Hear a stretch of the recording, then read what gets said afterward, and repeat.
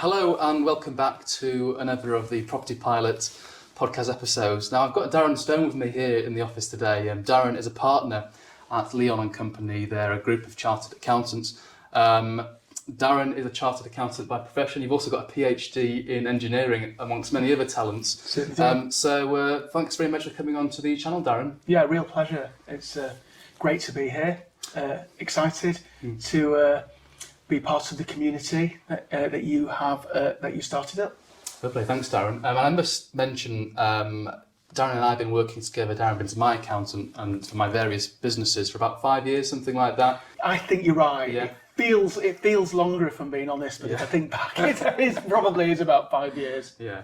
Well, you know, I can recommend Darren with a lot of confidence, and that's why I've got him on the channel here today. But also the reason why I've got Darren on the channel is because we've got lots of accountancy-related questions when it comes to property investing, and hopefully Darren can answer a couple of them here today. Now, as I mentioned before, Darren, you know, you're a partner at Leon & Company and you're accountants, but you don't just specialise in property accounts. You know, you do all types of businesses. So it's really important to note that if you have a business that's not property related, Darren can potentially still help you as well. But Darren does specialise and have a passion for property, which we'll come on to very shortly. Thanks. Yeah, that's So the first question, and I get asked this on a weekly basis, you must get this asked on a daily basis, when someone comes to you and says, right, well, I want to invest in property. Do I invest, via a limited company, or do I buy in a personal name? How do you answer that question, Darren? Yeah, I mean, the first thing I tend to do is ask people questions back because it's a great question. It's one of those things you just go, oh, do I need to be self-employed or do I need to be within a SPV, people say, a special purpose vehicle?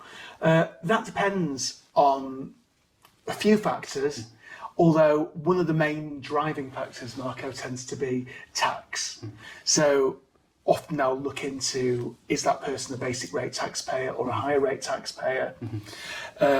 And essentially, if you're looking from a tax point of view, if that means that the investor is going to, by building up a portfolio of properties, if they're going to suddenly be pushed into the higher rate band, it can often be advantageous to set up a special purpose vehicle, which actually is a standard limited company, but it's been used for a special reason, i.e. the use of investment property.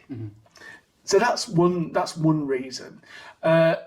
Sometimes people like to set up joint ventures with other investors, and so often it's just neater and legally more straightforward to use a limited company for investing when you're investing with somebody else, because of the way the shares can be set up, rather than several of you owning property in a proportionally, and then having to set up a deed or legal trust framework. So, profits potentially from surplus income can be shared out. Okay, so it's simpler from a JV point of view, but also, I suppose, to summarise, if you are a higher rate taxpayer, or maybe you anticipate yourself being a higher rate taxpayer in the near future, then maybe a limited company may be best suited for you. Yeah, it could be.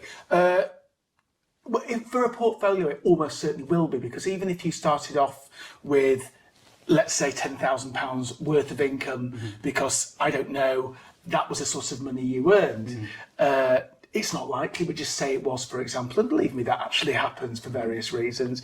By the time the first thing I'll say is, well, what's the long-term plans for the business? And often they'll say, well, I'd like a portfolio of 12. It's an absolute classic.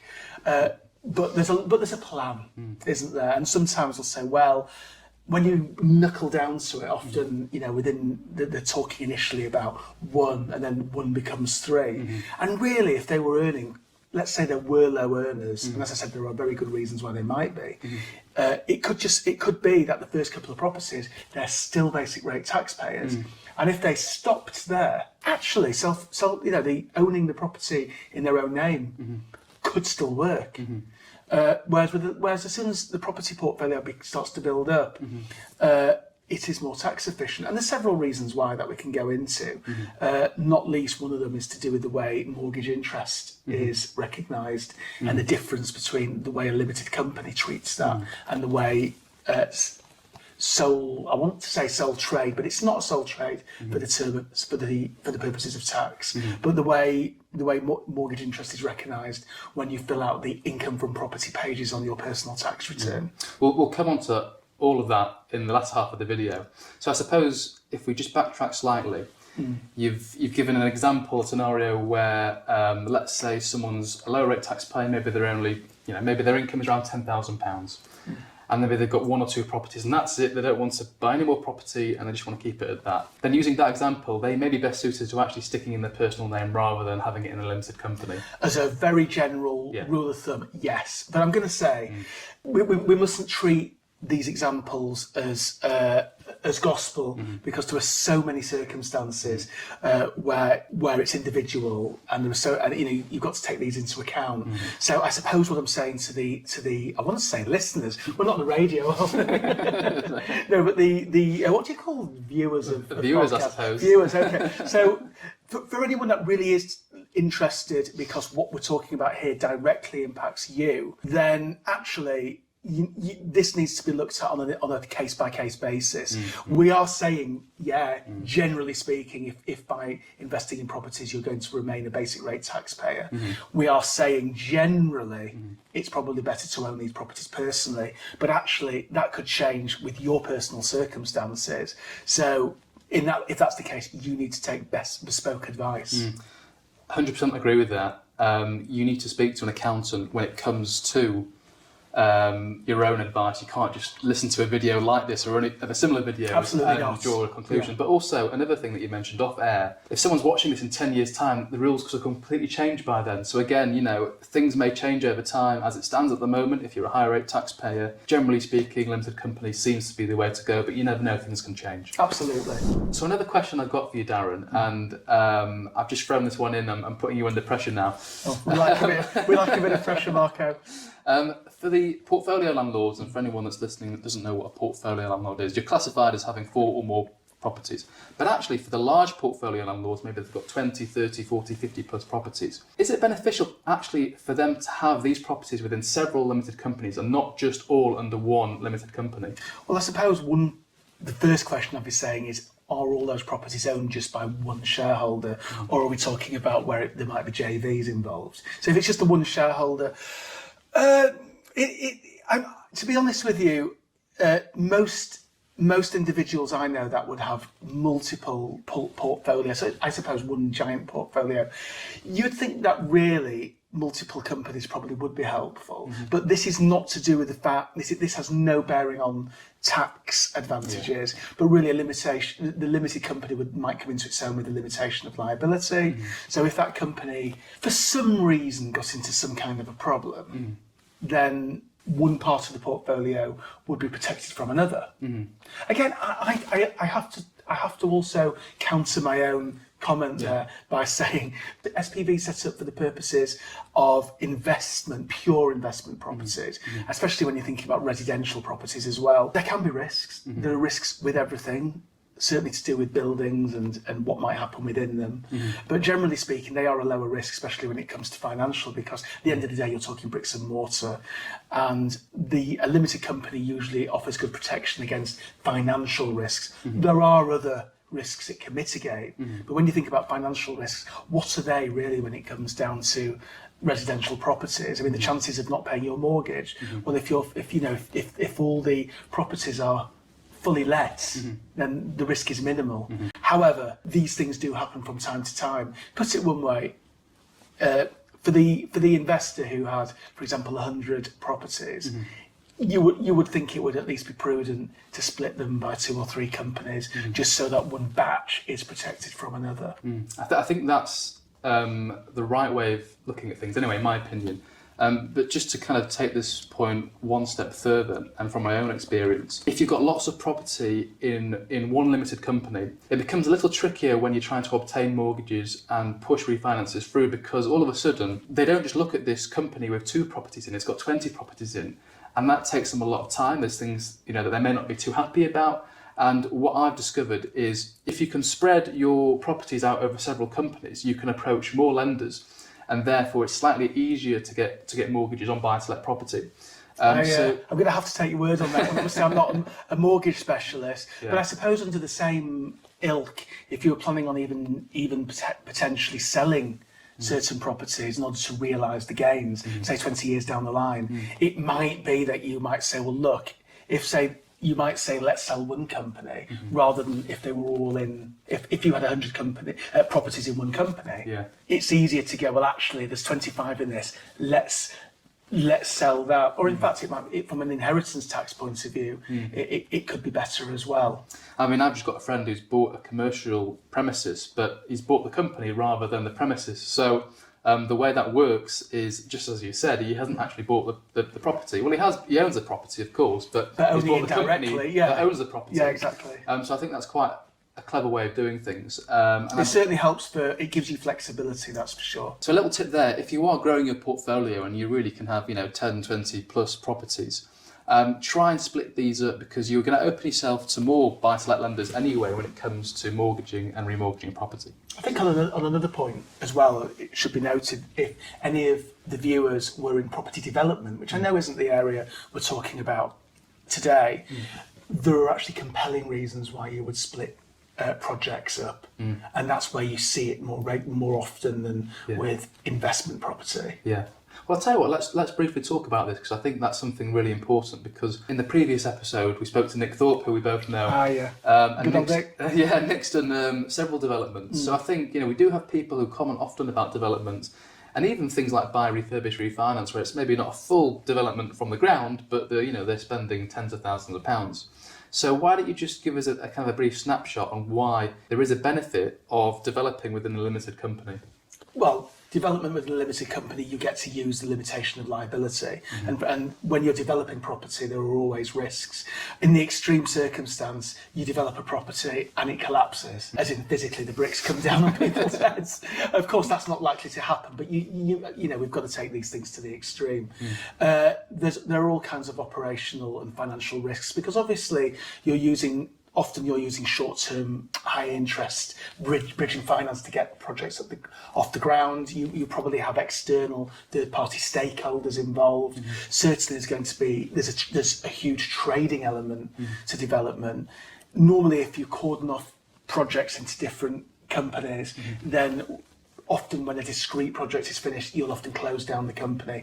I don't want to go too far into it, because it's quite a complex area, and some of it involves insolvency laws, which I definitely don't. I would talk about individually. Yeah. Okay. Well, this gives you a good flavour on why you should potentially develop within a limited company. So let's come on to tax now. Darren, what expenses can you claim for, say, standard buy-to-let property? Yeah, I mean, the common ones. I've made a little list actually, because I get asked this all the time. When you talks about daily questions, this is like a 3-time daily question, and I practically rattled them off. But obviously, once you sat on the camera with viewers in front of you, the head goes completely blank. So clearly, managing agent fees, ground rent, landlord's insurance, marketing costs, travelling to and from the property and any travel associated with it, compliance fees such as insulation. Actually, hold that thought on compliance fees, because there's an interesting point when we come on to capital allowances. But everyday compliance fees such as electrical safety tests, gas safe testing, for example. One big area, of course, is mortgage interest relief, but I know we'll deviate onto that in its own right shortly. But these are the classic sorts of expenses you can claim. So you imagine you have the rental income coming in, and then you have these expenses being used as a cost centre against the income, and the difference, hopefully, is a surplus. So you've got the rents coming in, which hopefully washes the face of your own buy-to-let mortgage. But of course, there's all these myriad of other expenses you can claim, and the higher those are, the lower that surplus is, and therefore the lower the tax outcome will be. Repairs is interesting, because if you're talking about day-to-day repairs, such as a classic broken window, boiler repair, absolutely, they should definitely be claimed. Sometimes not enough thoughts put into office expenses. So it might be, that you've had to buy a laptop and a printer and various technology in order to run the portfolio. If you've got property portfolio of 30, you're going to incur office costs, aren't you? And definitely travel. So these things are claimable. The more complex areas are things like repairs and mortgage interest. So we'll come on to mortgage interest very shortly, but what can't you claim? Okay, well, with a standard buy-to-let, people think that they can claim furniture and white goods. So, for example, that fridge or that sofa. Actually, there's no concept of capital allowances when it comes to a standard straight buy-to-let property, and that's normally in a regular trade where you would claim for these fixed assets, which is what they are. However, it's possible that if those items are already owned and you need to replace them, then it would be classed as a renewal. So there is scope. For example, if you bought a sofa and then after a couple of years it wore out, then you can claim for that as part of a renewal claim. So it's that kind of. So, but generally speaking, when new fixed assets are bought for the property, you generally can't claim those. Although there are grey areas when it comes to acquiring the property in the first place. Which brings me nicely on to, can you claim the actual cost of the property? The answer is absolutely not. So I did have somebody say, I won't be paying tax ever because that property cost me 200 grand. I'm like, yes, it may have done, but likewise, you're not, when you were advanced the money by the lenders, neither are you paying tax on the income from, I'm sure your viewers. No, this is just an amusing anecdote. Nice try here. You got to start somewhere. Yeah, you do. But that person, I just don't think they were serious. No. Nice try. Yeah. A question I had. So sorry. There is one thing I didn't mention. If you don't mind me cutting you off. Joking aside from the previous one, less seasoned landlords. Except I'm talking about individuals going into property for the first time. Some of them don't appreciate that the mortgage repayment element itself isn't a deduction. So especially, this is really common with accidental landlords. So they'll inherit it.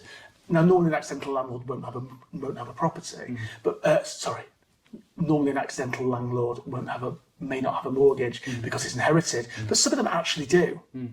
And they'll often, some of these individuals will say, oh, I've not worried about a tax return for the last couple of years because my mortgage the mortgage on it is at least the same as what I'm receiving. Okay, yeah. But really and then the other great myth is people think you can't claim the mortgage interest relief. And actually that's just a restriction. There are other things that you can't claim, but these things pop up from time to time. And I think the other big area is capital improvements to a property. So when I talk about capital improvements, I'm sure viewers understand that we're talking about when value is added, for example, by building an extension or building a loft or basement conversion. That's easy because what we're saying there is actually you've just enhanced the value of your property and we will not be claiming that as part of an income from property profit and loss account for the year. However, that plays nicely into the capital gains allowable expenditure, but again we're coming on to that in the second half. So interesting point you mentioned to begin with, where if you're buying a property, let's say you're buying a property, it's vacant and there's no furniture in the property and you'd like to furnish it and rent it out furnished. Well, what you're saying there, Darren, is if you spend, say, I don't know, £2,000-3,000 furnishing the property, that's not an expense that you can claim, right? Correct. So this... There is an exception I have to add. Sorry, there's always exceptions, isn't there? Yeah, if you have an HMO, house of multiple occupancy, there is scope for some level of fixtures and fittings in the common areas. Okay, so, and we'll come on to serviced accommodation later, but I suppose a little tip for anyone watching is, yes, that £2,000 or £3,000 that you've maybe put aside to furnish the property, you can't claim that. That's just a cost you're going to have to think about. So really, actually, is it worth renting a property furnished? Yes, you get slightly more money for it, but you can't actually claim that back. So you've got to make that decision yourself. If you actually undergo the serviced accommodation business, maybe you're doing holiday lets, something like that, you can actually claim the mortgage cost as an expense. So the furnished holiday lets and serviced accommodation case in itself. Which, yes, that's from a tax point of view, that's classed as a trade. So I probably need to explain to viewers something quite significant, which is when it comes to standard letting, even though you may think of yourself as a trader, from an HMRC perspective, it's not a trade as such, and it has its own particular and quite peculiar tax laws. But furnished holiday lets and serviced accommodation actually falls as a trade, and the rules are more favourable. And mortgage interest relief is 100% allowable when it comes to when it comes to that kind of serviced accommodation trade. Okay, but with buy-to-let, you can't. Well, if it's in your personal name, you can't claim that in buy-to-let. No, that's not entirely true. And again, this is one of the common misconceptions. In fact, I only had this conversation with a UK investor from France yesterday who said, will you do my tax return? I obviously won't need to give you my mortgage statements. And I'm saying, actually, you will, because it's a restriction on mortgage interest relief, not a complete blanket ban. So essentially, if you're a basic rate taxpayer, you will be able to claim the mortgage interest to the extent that you pay regular income tax in your tax return. If you're a high rate taxpayer, you will still be able to claim mortgage interest relief to the extent that you're a basic rate taxpayer paying an element of basic rate tax. The rules are quite complicated to explain, but I suppose it's enough to say that that element of you don't. I think that the shorthand for it is that you don't get higher rate relief on mortgage interest, but you do get basic rate relief on the interest. But that is capped at the tax you actually pay as a basic rate taxpayer. And if you haven't paid any tax from other sources of income, then actually you can't use it. But the good news is that it will be rolled over for use in future years. And I guess, those with a large portfolio, maybe they've had it in the personal name because they've been investing, 20, 30 years ago when actually buying a limited company wasn't that big of a thing as it is today. How have you found the last, say, 5-6 years as this has been introduced? How have you found the response and the reaction for those portfolio landlords that now, all of a sudden their profitability is being squeezed? Yeah, I mean, the big thing is, why has my tax gone up? But of course, they're not saying that because they were all duly warned and it was stepped in over 4 years. It was tapered, so people got used to the idea.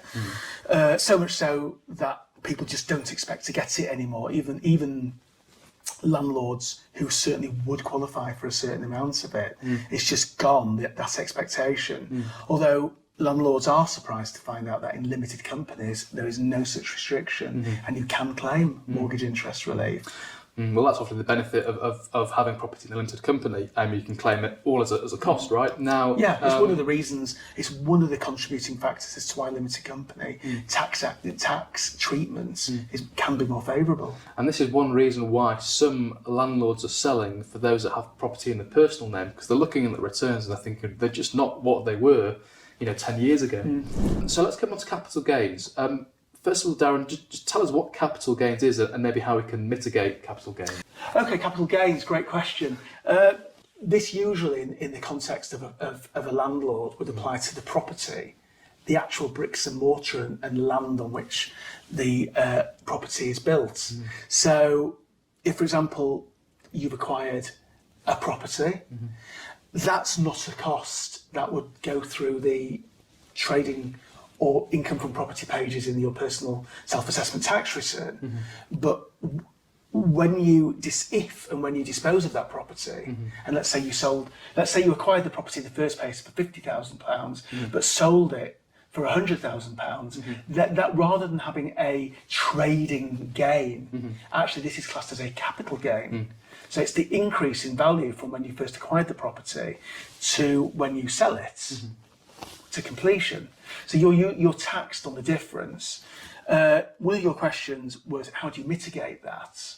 Well, for a start, we always claim we mentioned earlier about the fixed the property improvements. So this idea of you add value to the property, such as adding renovating and adding an annex or a basement or loft.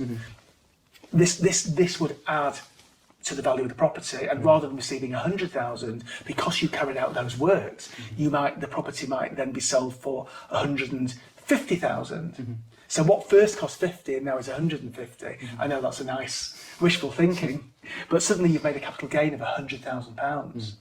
So that work that you've carried out in the years leading up to the sale, rather than being recognised as part of the day-to-day or annual expenses, is recognised and crystallises when the property is sold.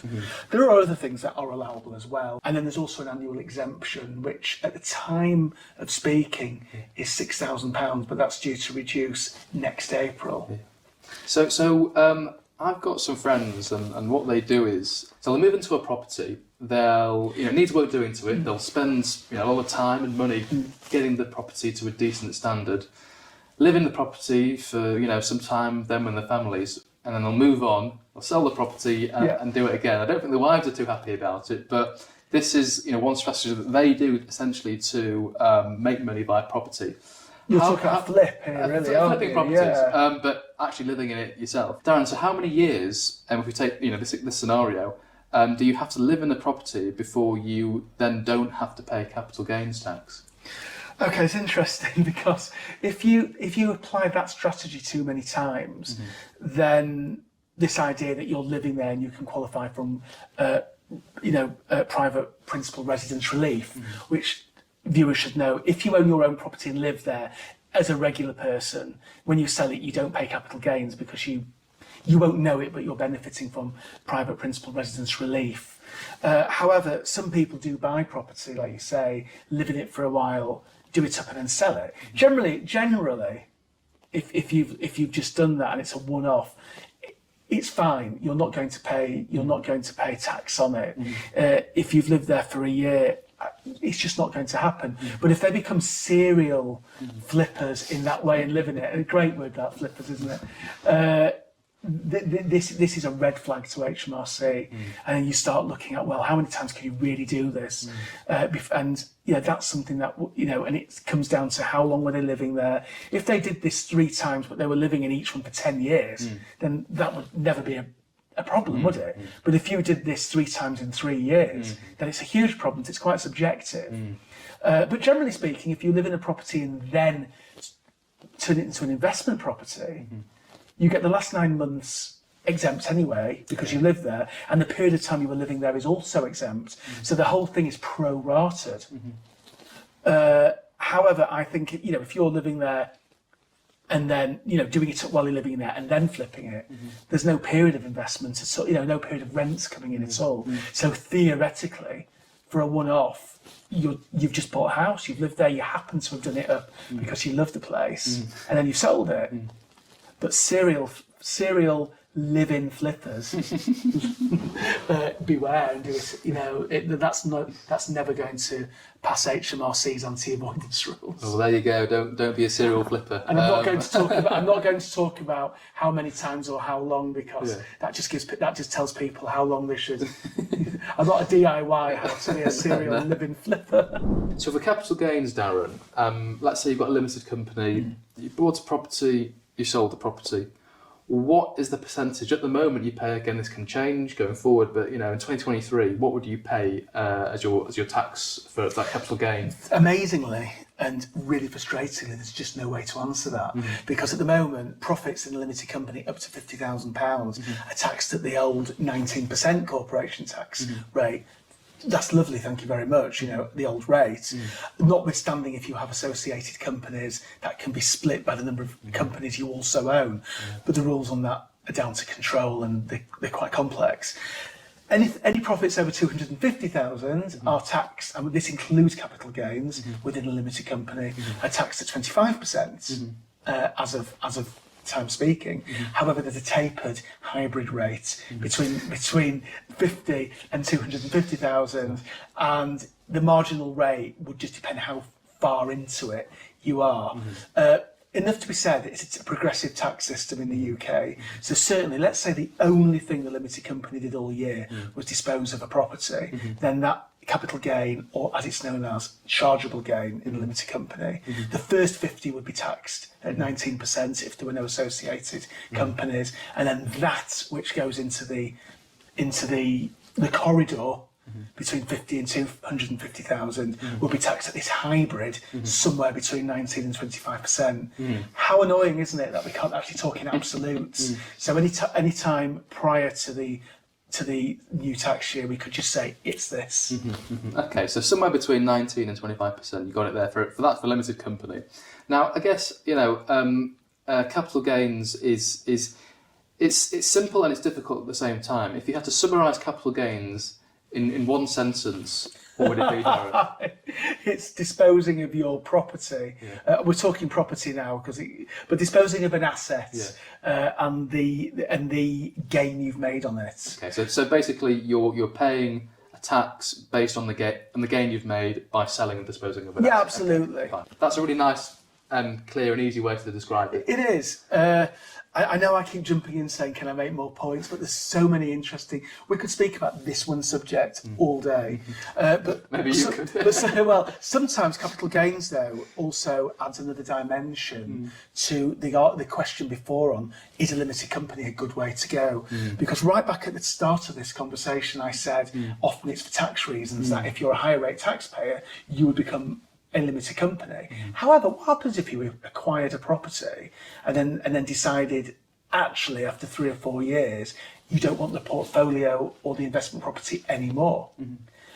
In which case, that's one of those examples of a time where I'd be saying to a client, you're better off owning the property personally.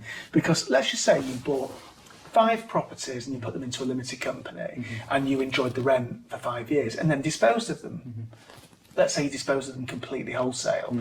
If that was a limited company, the limited company would pay, sure, in the day it would have paid 19% chargeable gain, the equivalent of a capital gain, on disposing of them.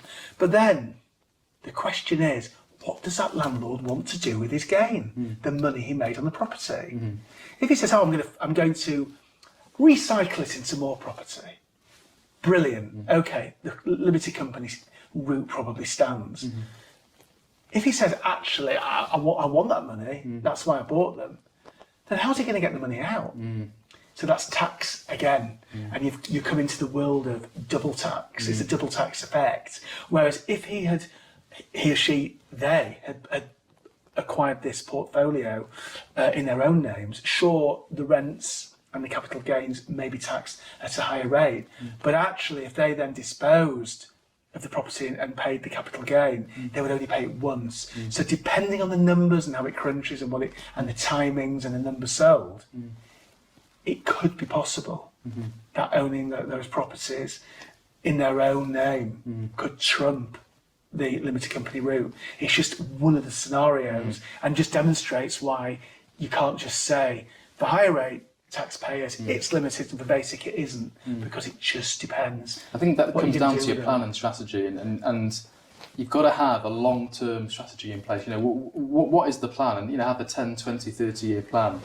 Okay, things can change, don't get me wrong, but if things change so drastically as you're going to sell the entire portfolio in 5 years, then maybe property is not the right industry for you, because if you've got a mind where you're changing your mind every 5 years, property may be not the right industry. So you've really got to commit to something if you are investing in property, I think, for the long term, and therefore you've got to choose the right way to invest, whether it be personal name or limited company, because it's quite easy to choose the right way if you give all your information to your accountant. Say, this is what my plan is, and this is what I'd like my future to look like, and if you stick to that, it's normally quite simple for you to advise, isn't it? Yeah, definitely. And in fact, there's times where I get calls from would-be landlords, and I will ask them about their tax situation, which is the first thing, one of the first things I'll ask.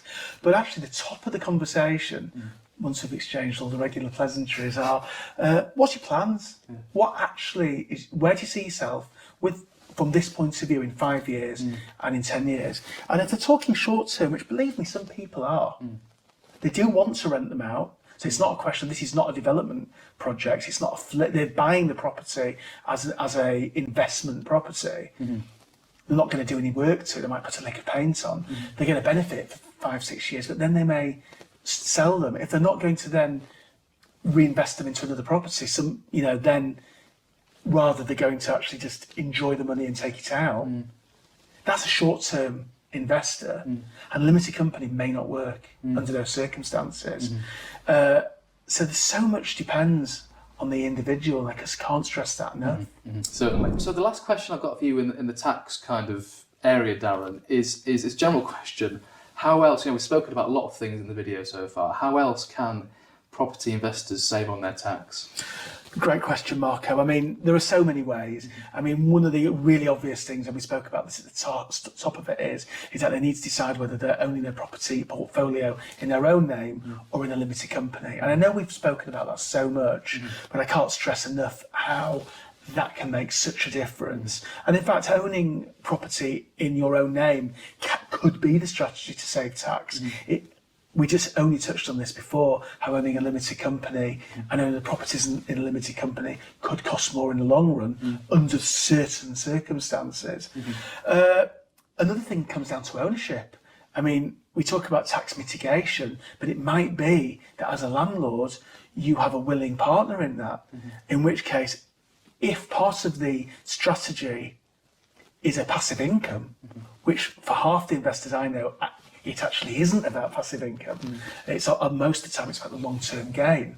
But where it's about passive income, that means that they will be taking a certain level of return every year or even every month from their property portfolio.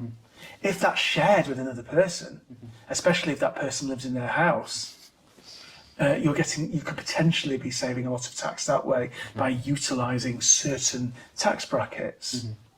Of course, another way tax can be saved is by you can't spend your way out of tax. That's something I do hear. It's a question I get loads, is if I spend that, will my tax disappear? Well, my question to them is, do you need to spend it? Because if you spend £100 and you're a basic rate taxpayer, then that will save you 20, which is great. It saves you 20% under those circumstances. But don't forget, you've had to spend 100 to save 20. So my question comes back, is this something you were going to get anyway? And that question isn't, I have to say that question isn't just for property, it goes for any trade. But of course you can reduce your tax by spending if that's something that you would have needed in the first place. But some people say, well, shall I get another property? Will that save me tax? No, it will save you capital gains. But if you were, but when you eventually sell the property, but it wouldn't save tax in that way. But spending will save tax as well. So if your property is falling to pieces and you're not duly looking after it, I wouldn't have thought the type of viewers you have on here were those kind of investors, but we all know who we're talking about. They should get, they should be spending money on the upkeep of the property, and that will reduce the tax liability as well. But I think a lot of it comes down to the way the properties are set up, making sure they're claiming everything they can claim, speaking to their accountant or getting a good accountant who understands what type of items can be claimed. We've already talked about some of the classics like insurance and management fees and ground rents, but there's so little understanding on, can you claim on your boiler? Can you claim on a new window? Can you claim on refurbing your kitchen? And there's arguments to say, well, if I got that, that's a capital cost, and therefore I won't see the benefit of that until I sell the place because it's enhanced the property. But actually, there's an argument to say that a new boiler is actually a compliance matter because if you put a new boiler in, you're probably upgrading it to a particular level of efficiency, in which case that's a legal obligation, and that could be treated quite differently. It could be that if you're replacing a kitchen with a like-for-like one because the last one was dilapidated, is that an improvement? Or are we just replacing what was previously there? There are grey areas to some of this. Generally, the given rule is that's a new kitchen and a new bathroom is a capital piece of expenditure and you wouldn't receive relief over the year. But there may be elements of it that are. It's so poorly understood, and it so depends on the circumstances. You know, you may not replace the kitchen, but you might go around and replace all the kitchen doors. Is that capital? Is it not? Well, we'd need to speak to determine that. You know, insulation on windows. If you're replacing 30-year-old windows, you would not be able to replace it with a like-for-like window now. You have to upgrade because that's the law. Because they're the only windows you can they're the only windows you can install. There is a school of thought that might not be a capital improvement. That might be something you can claim in the year. It so depends. And I want to say, don't get me started on commercial buildings, because that really is something completely different. But if we're talking commercial buildings, we're then talking integral features. You're talking air conditioning, lifts, electrical systems and wiring through them, you know. There are certain allowances for those. So how can people save tax? The answer is, everything you spend, you need to consider, is this allowable? And if it is allowable, is it a capital expense, or is it a annual or regular expense? And for God's sake, speak to a professional. Well, yeah, I think that's some great advice. And you know, if you are in any doubt whether something can be claimed as a cost, then of course speak to an accountant, and we'll have Darren's details in the description of this video, so you can contact Darren directly. So, Darren, do you have a quote that you live by, or you think of often? Yeah, I'm from Yorkshire, as are you, and one of our classics is, it's something I tell so many people: if you spread around enough muck, some of it sticks. And I think that applies in business. You know, you stick to your guns, and sometimes not everything works out. But if you do it enough, and as long as what you're doing enough of is the right thing, so of course that's caveated, some of that stuff's going to stick, isn't it? Yeah, so be persistent, keep going, and don't give up. Exactly. It really means that. And the classic, I suppose, I'm not here to mentor people on the property growth portfolio, but there are so many people that want to get into property and they can't get through because of the barriers of getting into it. Obviously, they need to speak to you, don't they? But if those people, those would-be investors, keep trying and trying, get that muck spread, some of that sticking, isn't it? 2 more questions, Darren. The first is, if you could go back to 20-year-old Darren. No, let's perish that thought. 20-year-old Darren, were you studying engineering at that time? Or? I was at university studying electronic engineering. Electronic engineering. Yeah. So if you could go back to that Darren. I also had longer hair, I should say. And same here, yeah. Ripped jeans, did a lot, yeah. And if you could go back to that Darren and give him one piece of advice, knowing what you know now, being a partner, you bought into the business is doing really well. What advice would you give Darren? Okay, so the advice I would have given me is you need to stick to your guns, believe that this can be done and keep going at it, because you'll get there in the end. Be singularly minded. Don't do lots of things. Don't be a jack of all trades. If there's something you want to do, that's what you should learn to do. Become a master of it, perfect it. Become a master of that goal as well. That's something you don't hear people talking about. That's a goal you've got. Own that. Take it. Aim for it. That goal could be position, it could be money, it could be family, it could be position in life. But if you're single-minded and you're constantly aiming at that, there is no way a 20-year-old Darren is not going to smash that. And normally when you've got those goals, you'll normally overdo it. And I think, actually, and I never realised this until you've asked me the question, doesn't that go quite hand in hand with the muck? I was thinking that follows on quite nicely. But that's a really good piece planned, that is some really good piece of advice. And that's something that I struggled with as a 20-year-old male. My head was all over the place. I had fingers in many pies. And because of that, I wasn't focused on even 1 or even 2 things. I was trying to do 7 or 8 things all at once. But once you narrow it down to 1 or 2 things and focus on that, and that is your pure goal, your life gets easier, because all of a sudden your decision making becomes easier. you know what your focus is every single day. You don't even have to think about it, and all your actions revolve around achieving that goal. So I think that's some really wise words to share. I mean, just quickly before we finish the video, are you able to share maybe what your focus was, say, in your 30s or 40s? What you were really working towards? I mean, I was working towards partnership. For me, my dream was to become a partner at where I work, and I wanted to enjoy the work I was doing. And I wouldn't say the goal was particularly an area of tax or an area of accountancy, but the goal was to work in practice. The reason practice and partnership was so important was, in practice, you're seeing so many people's businesses and you're helping people, and I love that. And what's been surprising, though, in seeing so many businesses is you pick up a theme, and one of the themes is, going back to what I was saying moments ago, is I've got some clients that have got so many different plates to spinning. Unless they are a focused entrepreneur, so many of those tend to not do that well. They've got a bit of this business and a bit of that. But I've noticed the ones that are that absolutely, this is what I do. Absolutely, they will smash it and be amazing. I have to say I don't count entrepreneurs there. So where you're buying 20 different businesses and they all do different things, that's fine, because your goal is one thing, to be an entrepreneur. So that's not the same. But where you're becoming a specialist in lots of different things, forget it. So yeah, I know that runs counter to the fact that I run a general practice with my partner, Jack Posner, who founded Leon and Company, and is still working very hard to this day. But he does it because he loves it, I should add. I'd love to be like him. My aim now is to be like Jack.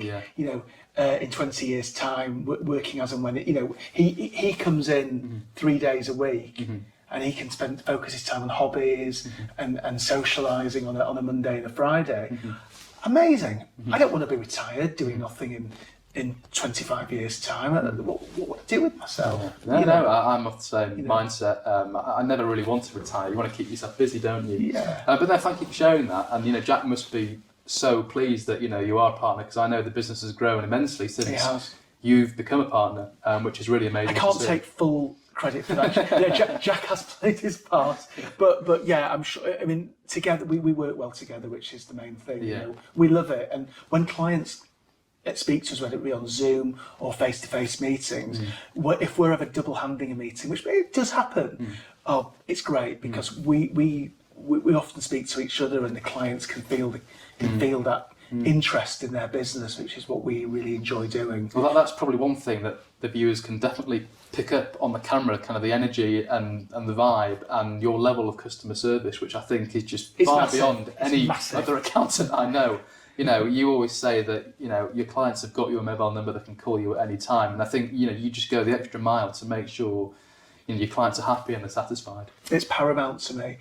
If we were not looking after clients and I didn't have relationships, it would. Not only would it be devastated, I'd stop tomorrow. I'd have to just go and work somewhere.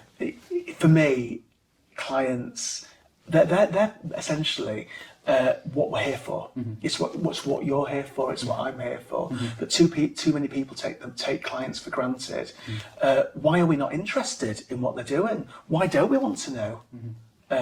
Why don't we want to answer their questions? Of course we do, because not only is it great for them, it's great for us too. It's pushing us to improve our knowledge, and certainly it's pushes me to improve mine. And plus, if we're helping clients, they're all talking about us as well, aren't they? And they're talking about you and me, and you're spreading the love, basically. What's the book that maybe you've resonated with the most or learned from, or the book that you've gifted the most? So, I'm laughing because I read sci-fi. I'm a fiction reader. I subscribe to Doctor Who magazine, and I tend to read a lot of American comic books. Okay. So maybe comic books aside, so if we leave action comics out of it, no, but. For me, actually, the deepest one I ever read, or at least the one that resonated with me, was the 2,500-year-old text of Tao Te Ching, which was it's a Chinese philosophy, and it's interesting because I think so it is a religion and it isn't. It's philosophy. I'm not a Taoist, but I really get it. If that makes sense. I've got a copy of there actually. Somewhere over there. Yeah. Brilliant. So there's for me the bit that really resonated was it talks about if you do this, you don't do that, and if you don't do that, you do. And in nothingness is everything. And they talk about spokes of a wheel. They're all going round, but if you look in the centre, it's exactly still. And that's where all the usefulness is. I haven't. If I said to you, I could take great depths and explain it to you, or you've probably read it yourself. I don't think I could. I think I'd need another 150 years for that. But something on some level, but I haven't worked it out yet. Something works for me on that.